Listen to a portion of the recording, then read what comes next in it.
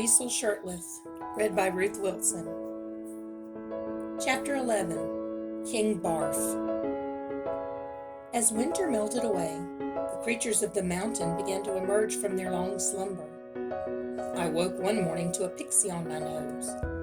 It seemed the pixies had nested in my chimney, and now that they were waking, the whole cottage had become one big swarming pixie nest. I tried to swat them away from the tangles of gold all over the floor, but they shrieked and bit me. I ran outside. The air was still chilly, but at least I could breathe without my tongue freezing. Then I noticed something strange. The villagers should have all been at work in the mines by now, but instead, everyone was gathering in the village square. The crowds were just visible from my cottage, down the street and in front of the mill. It seemed the whole village was there, chattering and buzzing, as excited as the pixies inside. I found Red walking with her mother towards the square. "What's going on?" I asked. "Mountain Pass is open," she said. "So?" She pointed down the mountain. "Someone's coming up." A big open sound rang through the air, like the village bell, but deeper and longer. It sounded again and again with the regular rhythm. "It's a royal procession," said a woman. "A what? What for?" "The most royal visitor we ever received was the tax collector, and he never brought a procession." I looked down the road winding up the mountain and saw the most amazing sight. 12 horses, 2 dozen, and not little horses from the mountain, but big war horses from the kingdom. And on those horses were soldiers dressed in red and gold tunics, with spears and swords and bows and arrows. We waited. Everyone was whispering excitedly, guessing at who it could be and why they were coming. "Maybe there's a war," said Frederick, "and they need soldiers." "Maybe we haven't been sending enough gold for the king's liking," said a woman, which I thought was probably closer to the truth. The procession finally reached the village. A soldier lifted a golden horn to his mouth and blew 3 high notes. Pixies fluttered all around the horn. "Announcing His Royal Majesty, King Bartholomew Archibald Reginald Fife."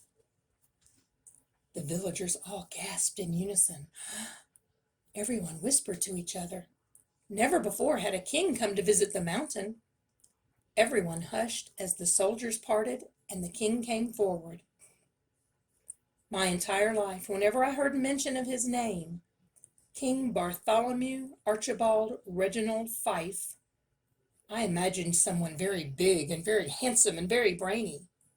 I think everyone did. But now that I saw him, King Barf almost seemed more fitting. If I had just looked at his royal costume, I suppose I could have been impressed, though gold wasn't so impressive to me anymore. King Barf wore a gold crown on his head, gold chains around his neck, gold armor on his chest, gold rings on all his fingers. His saddle was gilded gold. His boots had gold buckles. I imagined that if I could see beneath this horse's hooves, the horseshoes would be gold. Gold, gold, gleaming gold. There were servants on all sides of the king with giant paddles, and they swatted at the pixies, trying to converge on the king and all his glorious gold. But King Bartholomew Archibald Reginald Fife? King Barf was chubby. He had a turned-up nose and floppy ears. He looked like a pink pig with a crown on his head. "My people of the mountain," he said, double chins wobbling. He sounded like a pig with a stuffy nose. "Your work is so valuable to the kingdom. I have personally traveled here to your village because a curiosity has come to my attention." King Barf pulled something from his saddlebag, and the blood drained from my face. He held up a single spool of thread, gold threads perfectly coiled. My gold. "For several years now I have received little gold for your tax. I'm a generous king and I have sustained you. Yet lo and behold, I find this gold, brought to me by one of my own advisers. Fine gold, fine workmanship, and yet no one in the kingdom seems to know where it came from. My gold, the miller.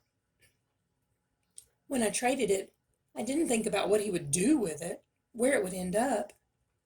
But how could I not have seen this coming? Of course he would trade the gold in the kingdom. And the king, loving gold as he did, would get his hands on it eventually. And then, of course, he would wonder. It wasn't normal gold, dug out of the mountain in clumps and pebbles mixed with dirt. No craftsman could have molded the gold into such fine threads. This was gold only I could spin.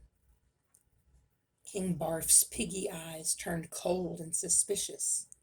My soldiers will search through your homes and your mines to be sure that you are not robbing me of my rights to the gold in my kingdom. If I find you are deceiving me, stealing from me, he squeezed the gold tight in his hand. He didn't crush it or make it disappear, but we understood. A murmur went through the crowd until the soldier blew his horn again.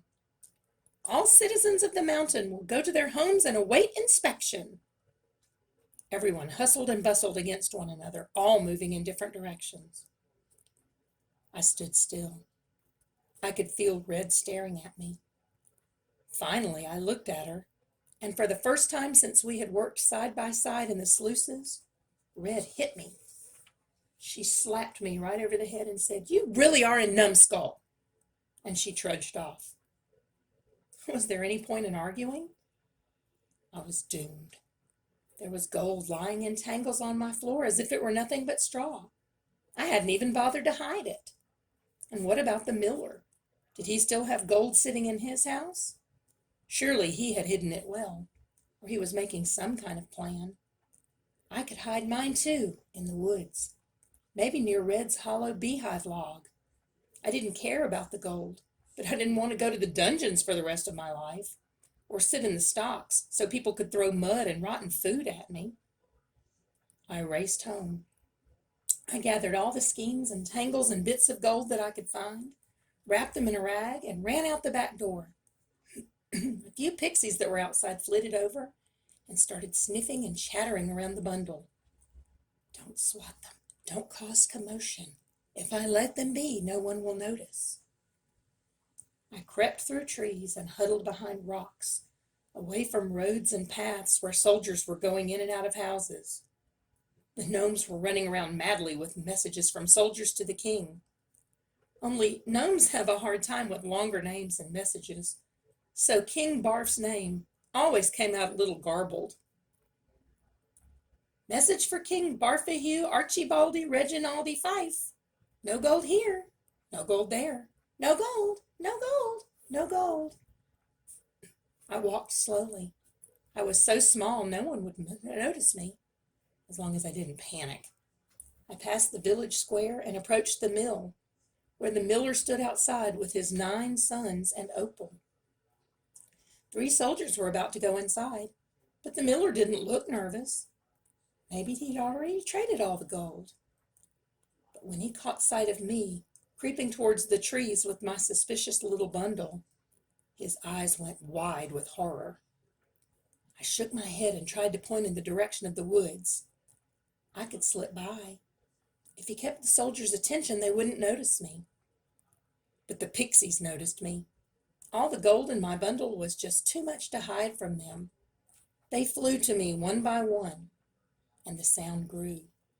It started as a soft twitter, like the distant chirping of birds, and then built to a high, steady hum.